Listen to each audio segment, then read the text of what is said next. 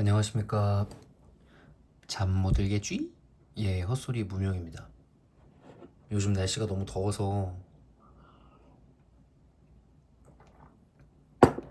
최근에 쿠팡 플레이로 살목지를 구매해서 봤는데 나쁘지 않더라고요. 제가 무서운 걸 정말 좋아합니다.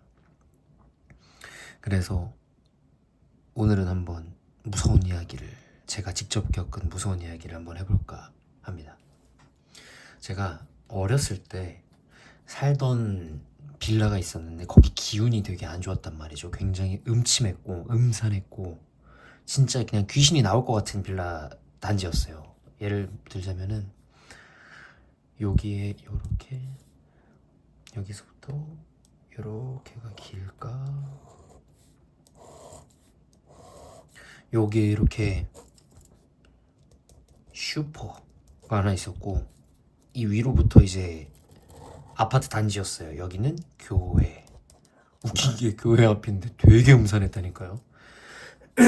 이렇게 올라가면은 여기 앞에 슈퍼가 있고, 이렇게 올라가면 여기에 가동 이렇게 있고, 이 위 이렇게 좀 더 가면 여기에 이제 이렇게 나동, 그리고 좀 더 가면 이 위에 다동이 있긴 한데 이게 언덕이에요. 여기가 제일 낮은 도로가 올라갈수록 점점 높아지는 그런 거였는데,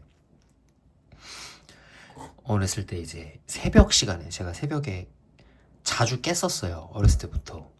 그래서 새벽에 딱 깼는데 괜히 새벽에 깨면은 괜히 찝찝하고 화장실 가고 싶고 막 그러잖아요. 그래서 화장실을 갔다가 오는데 작은 방이 3개 있었어요.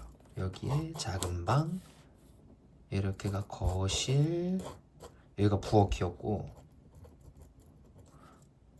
그리고 여기가 화장실. 여기가 작은 방이었습니다. 잠깐만요. 그리고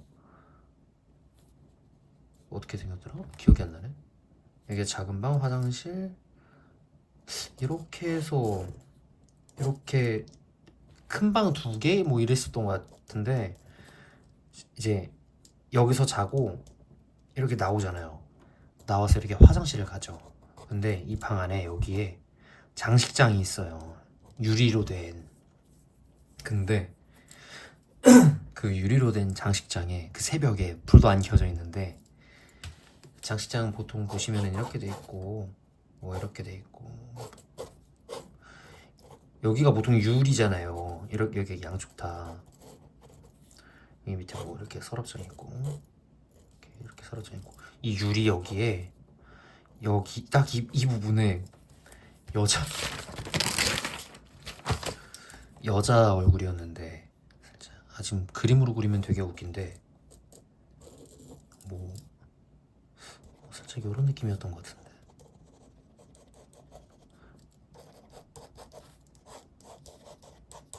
흰 색깔 한복, 뭐 소복, 뭐 이런 걸 입으신 것 같았거든요. 그림 되게 죄송합니다. 무섭긴 하네. 아무튼 여기가 되게 빨간 이런 그런 형체를 본 적이 있는데, 일단 이게 시작이었. 이때까지만 해도 그냥 뭐 잘못 봤겠지, 뭐 잠에 덜 깬 거겠지 했는데, 이제 제가 거기서 이제 중학교 2학년 때 이제 다른 곳으로 이사를 갔는데, 이사하기 전 마지막 날, 그날 이제 마지막, 이제 그동안 오래 살았던 집 죄송합니다. 오래 살았던 집이니까 뭔가 추억이라도 남겨보자 해서 그때 당시에 쓰던 이제 핸드폰 슬라이드 폰이 있었어요. 또 그리면 별로 안 웃기니까, 웃기는 게 아닌데, 아무튼 이렇게 해서 이렇게 있고, 이렇게 버튼 있는 요거, 얘 이렇게 밀면은 얘 밑에 이렇게 슉 내려가서, 안 보이시나? 이렇게 버튼 있는, 네, 악필입니다. 아무튼 이런 게 있었는데, 마지막 날이니까 그 동영상을 이제 촬영을 했죠. 마지막 날이니까 그동안 살았던 어린 마음에 이제 아기 공룡 둘리라는 노래가 있어요. 그 둘리 OST 같은 곡인데 이제 뭐 외로운 둘리는 귀여운 아기 공룡 뭐 요런 노래예요. 그때 당시 그걸 제가 이제 부르면서 이제 거실 돌아다녀 안방 돌아다니고 이제 화장실 갔다가 이제 그 노래를 부르면서 그냥 돌아다니는 걸 찍었어요. 그러고 나서 이걸 잊고 있다가 완전히 중학교 2학년 때 잊고 있었으니까 거의 한 3, 4년 만에 이제 이제 옛날 짐들 정리하다가 이 핸드폰을 발견하게 돼서 충전기를 연결해서 충전시키고 킨 거예요. 근데 또 전원이 들어오니까 이제 그 전에 있던 사진들, 영상들 봤어요. 근데 마지막 날 집 돌아다니는 그 영상에서 이제 여기서 외로운 둘리는 하면서 이렇게 걸어갔는데 이쯤에서 여자 목소리가 네 뒤에 라는 목소리가 녹음이 된 거예요. 누나랑 같이 보고 있었는데 네 뒤에 아무튼 실화입니다. 지금도 얘기하면서 계속 소름 돋는데 진짜 소름 돋는데 진짜입니다. 무서운 얘기를 너무 안 무섭게 했나요? 죄송합니다. 무서운 얘기 뭐 잘하고 뭐 하고 싶을 수도 있죠. 바로 할게요.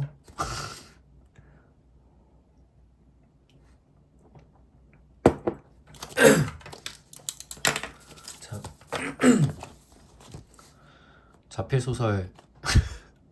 자필소설 순혈 에피소드 5 시작하겠습니다. 맞나 여기? 네, 시작하겠습니다. 희진은 옆으로 메고 있던 가방에서 노트북을 꺼냈다. 꺼낸 노트북을 무릎 위에 가볍게 올리고 전원을 켰다. 켜진 노트북 바탕화면에 있는 여러 폴더 중 2084 0319 라고 적혀있는 폴더를 열자 동영상 파일이 나왔다. 그 동영상 파일엔 성아와 건이 드론 폭발에 휩쓸리는 장면이 찍혀 있었다. 희진은 동영상이 틀어진 노트북을 세롬에게 건넸다. 세롬은 말 한마디 없이 사고 장면을 앞뒤로 돌려가며 반복해서 보기 시작했다. 수상한 건 대통령실에서 여기 있던 기자들이나 방송사에 촬영본 삭제를 요구했다는 거야. 물론 테러나 폭발 사고처럼 자극적인 장면이 노출되는 걸 꺼릴 수도 있지만 사고 직후부터 요청이 들어왔고 엄격하게 제재한다는 점이야. 그리고 분명히 진 대통령은 폭발 순간 마틴 건이 자기를 감쌌다고 했어. 이 영상을 봐도 알겠지만 건희 오빠는 대통령과는 반대 방향으로 몸을 피했다는 거야. 또 범인이 자수를 했다고 했을 때 순혈 한국인이라는 걸 제외하면 범인의 나이, 가족 관계, 범행 동기 같은 건 아무것도 밝혀지지 않았어. 세롱은 한참 동안 바라보던 노트북을 희진에게 건네며 고개를 들어 희진에게 시선을 돌렸다. 희진에게 돌린 시선 너머로 벤치 뒤 나무 옆에 검은색 실루엣이 보였다. 저 사람, 응? 누구? 저 사람이 왜 여기에? 나무 그늘에 가려 제대로 보진 못했지만 세롬은 분명히 아는 얼굴이었다. 뭔데? 아는 사람이야? 희진이 세롬의 시선을 따라 고개를 돌렸지만 나무들과 나무 그림자를 빼곤 아무것도 보이지 않았다. 희진은 자신의 뒤쪽을 멍하니 바라보는 세롬에게 다시 말을 걸었다. 도대체 누굴 본 건데? 아니야. 뭐라고 했지? 그러게 좀 쉬라니까, 세롬아. 너 지금 굉장히 위태로워 보여. 살벌한 눈빛부터 목소리, 손짓 하나하나 전부 다. 이젠 네가 뭘 바라는지 모르겠어. 건희 오빠의 복수야? 진실이야? 아님 그냥 건희 오빠 말고 다른 피해자가 필요했던 거야? 언니! 건희 오빠한테 생긴 일 나는 어쩔 수 없는 사고였다고 생각해. 근데 지금 넌 뭐야? 아니, 넌 뭐 하는 거야? 건희 오빠가 어떤 상태인지 알면서 이렇게 행동하는 거야? 언니는 아무것도 몰라. 오빠가 어떤 상태인지 아니까 이럴 수 있는 거야. 그럼 네가 뭘 하는데 다짜고짜 찾아와서 대통령이 입원한 병원을 묻질 않나? 사고 영상을 보여달라 그러질 않나? 나도 전부 감수하고 가족인 널 위해 도와주는 중이야. 근데 넌 세롬의 날카로운 외침을 뒤로 하곤 희진은 작은 한숨을 쉬고 날이 선 말들을 꺼내 뱉었다. 서로의 상처는 생각하지 않은 채 상처들을 더 파고드는 날카로운 말들만 내뱉을 뿐이었다. 희진은 북받쳐 오르는 감정을 누르고 누르다 터져나온 목소리를 감추지 못하고 울음을 터뜨렸다. 희진은 남들에게 밝히진 않았지만 마틴건과 오랫동안 교제를 해왔고 10월의 초겨울 주인공이 될 준비를 하던 예비신부였다. 4월의 초순 이미 뜨거워진 날씨에 얇디 얇은 하얀색 반소매 셔츠를 입었지만 어느새 자리를 잡고 커가는 뱃속의 가녀린 생명의 한숨을 가리기엔 부족할 만큼 희진의 배는 부풀어가고 있었다. 언니! 아랫배의 통증을 느낀 희진은 작은 신음소리와 함께 작게 부푼 배를 감싸 안았다. 당황한 세롬은 급하게 주위를 둘러보았지만 바람소리만 가득할 뿐 지나다니는 사람들은 없었다. 희진은 배를 감싸 안은 상태로 심호흡으로 마음을 가다듬고 몸을 진정시켰다. 괜찮아. 미안해, 세롬아. 근데 나한텐 건희 오빠만큼 소중한 사람이 너야. 처음 건희 오빠 사고 얘기 들었을 때 아무것도 할 수 없는 내가 너무 싫었는데 소중한 사람들이 다치거나 위험한 일에 뛰어드는 거 그게 더 싫어. 제발. 나도 그래. 언니도 오빠도 전부 소중해. 그래서 더 가만히 못 있겠어. 희진은 떨리는 손으로 자기 얼굴을 쓸어내리고 차가워 보이는 세롬의 두 손을 향해 손을 뻗었다. 세롬은 자신에게 매달리는 듯 애원하는 희진의 말에 단호하게 대답하며 세롬의 손을 감싸려는 희진의 두 손을 냉정하게 내쳤다. 미안. 이제 이런 일로 언니한테 도와달라고 하지 않을게. 희진의 손을 내친 세롬은 벤치에서 일어나 나무 그림자에 숨어있던 실루엣을 향해 몸을 돌리고 여전히 뜨거운 햇살이 비추는 높은 나무들과 우거진 풀숲으로 발걸음을 옮겼다. 4월의 여름이 시작됐다고 하지만 이상할 만큼 뜨거운 햇빛, 나무들의 입김처럼 천천히 몸을 파고들지만 시원하지 않은 끈적한 바람. 순간 괴리감을 느낀 세롬이 희진에게 고개를 다시 돌렸다. 근데 언니, 여기 좀 이상하지 않아? 흐르는 눈물들을 마저 닦지 못한 희진은 세롬에게 건넸던 손으로 눈물을 닦으려 양손을 얼굴로 가져가고 있었다. 양손으로 얼굴을 덮고 한숨을 쉰 뒤 오른손의 검지로 흐르는 눈물의 끝자락을 닦아내며 희진은 대답했다. 뭐가 이상해.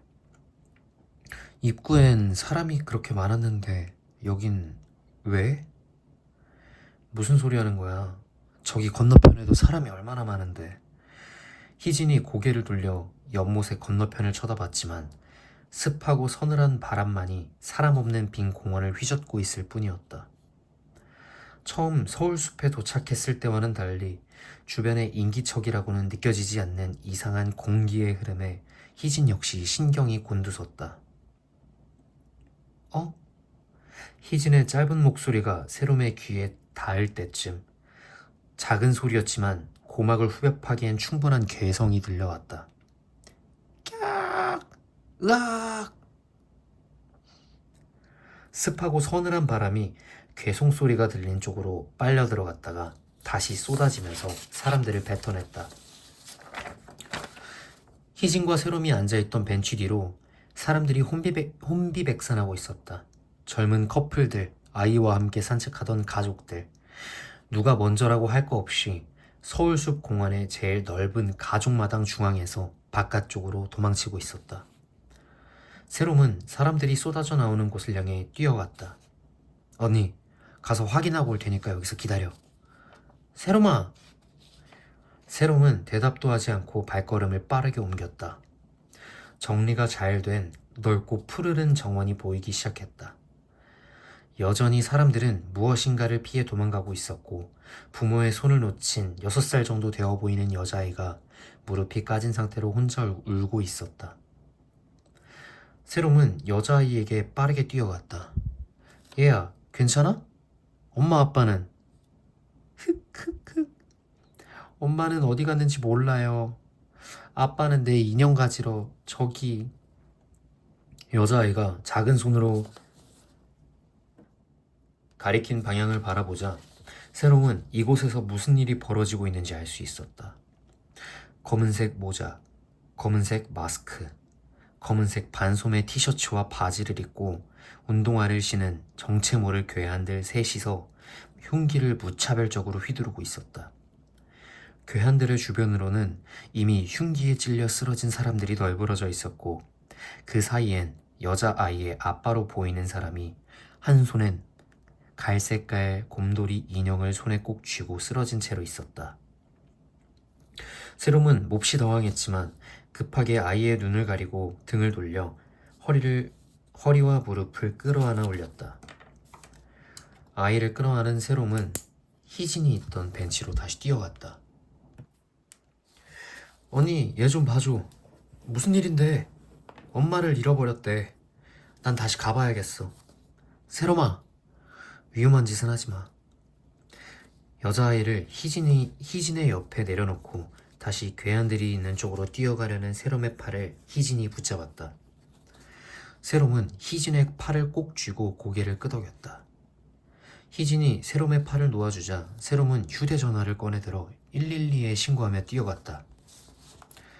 예, 긴급신고 112입니다. 여기 성수동 서울숲 공원 안에 있는 가족마당 쪽인데요.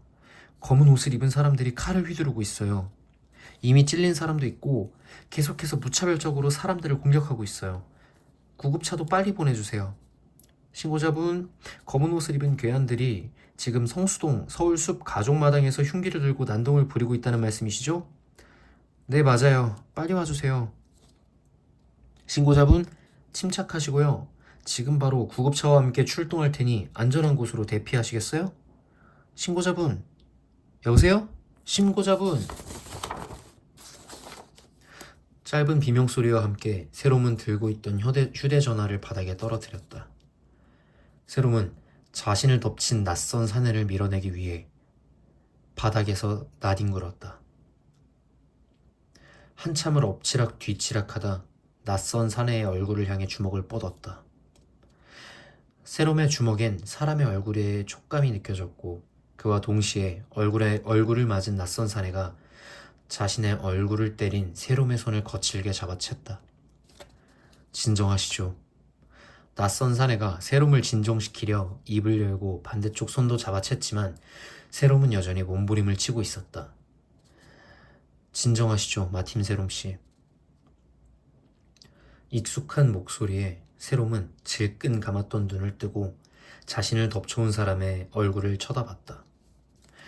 공원 바닥에서 함께 나뒹굴어 옷에는 초록색의 잔디들이 붙어 있었고 머리는 잔뜩 헝클어져 있었지만 낯선 사내의 정체는 병원에서 자신을 도와준 류희성이었다. 희성은 천천히 일어나 세롬에게 손을 건넸다.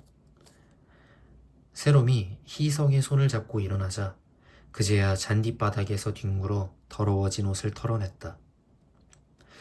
병원에서 본 멀끔한 정장 차림이 아닌 남색 맨투맨 셔츠와 검은색 조거 팬츠를 입고 운동화를 신고 있었다. 뭐야? 아저씨가 왜 여기 있어요? 아니, 그것보다 지금 저기 뒤에. 알고 있습니다. 이미 경찰도 출동했고 구급대원들도 도착했습니다. 벌써 도착했다고요? 예. 범인들도 체포하는 중입니다. 다친 사람들은요? 저기에 여자의 아빠가 쓰러져 있었어요. 방금 받은 보고로는 피를 많이 흘린 사람도 있지만 초동 대처가 빨라 사망자는 없다고 합니다. 세롬은 다리에 힘이 풀려 주저앉았다. 안도의 한숨을 내쉬고 옆에 떨어진 휴대전화를 주워 들었다. 정신을 차린 세롬이 공원의 중앙을 바라봤다. 검은 옷을 입은 괴한들은 바닥에 누워 경찰들에게 수갑이 채워지고 있었고 구급대원들은 칼에 찔린 사람들을 들 것으로 옮겨 응급처치를 해주고 있었다. 치료를 받는 사람들 주변엔 각자의 가족이나 연인이 울며 구급대원들이 응급처치하는 모습을 바라보고 있었다. 희성이 다시 한번 세롬에게 손을 건넸다. 세롬은 희성의 손을 잡아 다시 자리에서 일어났다. 이제 괜찮아요. 근데 아저씨는 왜 여기 있었어요? 아까 저쪽 벤치 뒤에서 지켜보고 있지 않았어요? 대통령님 지시를 받아 지켜보고 있었습니다. 대통령님이 왜 나를 지켜보라고 했죠? 지난번 병원에서 굉장히 불안정해 보인다고 위험한 일에 뛰어들지 않도록 주시하라고 하셨습니다. 위험한 일? 난 아직 아무것도 안 했는데요? 다치지 않아서 다행입니다. 그럼 이만. 세롬아! 질문에 답을 주지 않은 희성은 세롬에게 가볍게 고개를 숙여 인사를 하고 등을 돌려 공원 바깥쪽으로 걸어갔다. 희진은 여자아이와 아이 엄마로 보이는 밝은 갈색 머리의 젊은 사람과 함께 세롬에게 걸어오고 있었다. 다친 곳은 없어? 저 사람은 누구야? 그냥 내가 아는 사람인데 내가 저쪽으로 가는 걸 막아준 것 같아. 이분이 아이 엄마셔? 감사합니다. 정말 감사합니다. 사람들한테 밀려 넘어진 사이에 애가 사라져서 계속 찾고 있었어요. 하나야, 너도 언니한테 감사합니다 해야지. 아이의 엄마는 아직 진정이 되지 않아 떨리는 손으로 세롬의 손을 꼭 움켜쥐었다. 그리곤 자신의 아이를 바라보며 괜찮아 보이는 얼굴로 감사의 인사를 전하게 했다. 언니, 도와주셔서 감사합니다. 세롬은 아이의 눈높이에 맞춰 무릎을 구부려 앉아 아이의 머리를 쓰다듬었다. 예쁜 이름이네, 하나야. 다음부터는 엄마 손 절대로 놓치면 안 된다. 도와주셔서 정말 감사해요. 아니에요. 아이 혼자 위험한 곳에 서 있는데 당연한 일을 한 거예요. 그리고 지금 저기 구급차 보이시죠? 저쪽에 갈색 곰인형 들고 있는 사람이 있었어요. 한번 가보세요. 크게 다친 사람은 없다고 그러네요. 정말 감사합니다. 하나도 얼른 인사해. 아빠가 저쪽에 있대. 언니 안녕. 엄마의 손을 잡고 아빠가 있는 곳으로 향하는 아이가 뒤를 돌아 손을 흔들며 인사했다. 세롬도 눈웃음을 지으며 가볍게 손을 흔들고 등을 돌렸다. 세롬은 잔뜩 지친 표정으로 희진에게 다가갔다. 희진은 싸늘하게 굳은 표정으로 세롬을 바라보고 있었다. 미안해 언니. 위험한 일 안 한다고 했는데. 됐어. 안 다쳤지? 응. 잔디에 넘어져서 다치진 않았어. 세롬도 마찬가지로 희성과 뒹굴며 옷에 붙었던 잔디들을 털어냈다. 어휴, 정신이 하나도 없네. 아까는 내가 말을 심하게 한 것 같아. 언니는 내 무모한 부탁들을 또 들어주려고 했는데 내가 너무 나만 생각했나 봐. 다신 안 그럴게. 기분 풀어. 희진은 세롬의 사과에도 여전히 굳어있는 얼굴로 자신의 휴대전화를 건넸다. 휴대전화 화면엔 단체 메신저 앱이 켜져 있었다. 메신저 상단에는 전국 기자 연합이라는 제목이 쓰여 있었고 채팅창에는 전국 각지에서 실시간 상황을 전하는 기자들의 메시지가 계속해서 올라오고 있었다. 빠르게 올라오는 메시지들을 전부 다 읽진 못했지만 눈에 띄는 기사들이 계속해서 보였다. 평소엔 찌라시도 많고 선동글이나 심심풀이로 쓰는 사람이 대부분이야. 근데 이건 너무 이상해. 지역도 너무 구체적이고 피해자와 가해자가 확실하게 나뉘어져 있어. 세롬은 채팅창에 올라오는 내용들에 눈을 떼지 못하고 멍하니 쳐다보다 얼굴이 점점 굳어져 갔다. 순혈, 혼혈, 테러, 무차별, 폭행 등 반복되는 단어들이 계속됐다. 세롬은 완전히 굳어진 얼굴로 메시지들을 하나하나 눌러 확인하기 시작했다. 오늘은 여기까지 하겠습니다. 날씨가 진짜 덥습니다. 아까 무서운 얘기가 안 무서웠어요. 안 무서워. 아, 말을 계속 더듬어요. 안 무서우셔. 죄송합니다. 아무튼 날씨 더운데 더위 조심하세요. 진짜 찬물, 그늘 필수입니다. 재미없죠, 솔직히. 그래도 어쩔 수 없어. 난 이거 끝까지 다 읽을 거야. 오늘 하루도 고생하셨고 편히 주무시길 바라겠습니다. 진짜 안 무서웠어요? 잠 못 들겠지?